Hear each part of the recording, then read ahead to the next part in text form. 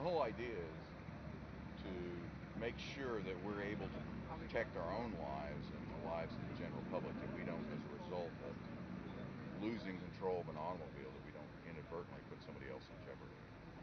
And threshold braking is applying the brakes to just that point before your front wheels lock up and you go into a skid. On a skid, once you got your wheels locked up, from that point on, you're going to move in a straight line. Okay. If your wheels are turning, you can actually control the vehicle. So you got to give it some juice now. Level off and brake.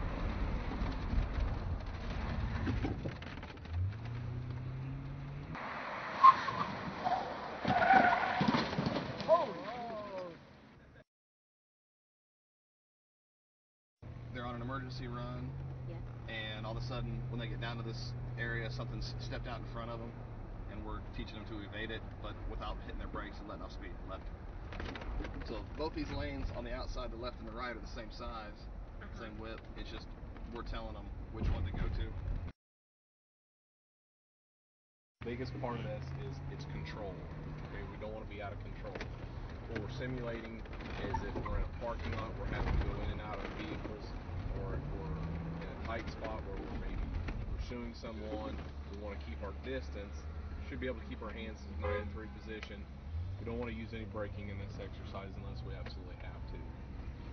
Okay, we're going to do we'll go through the controls lead forward, and then we'll go through it backwards. Remember, when we're backing, we want to keep our hand at the fog position, get our hand up here, and then we move it. Folks with the least amount of experience have a little easier time following instructions. But I would say probably the evasive maneuver, as long as they follow the cues of their instructor, they won't have any trouble doing it. But a lot of times people are going to try to anticipate which side the instructor is going to call. So if they anticipate, they're going to mess up. And usually it's going to spin them out, which makes it real exciting for someone in the back seat.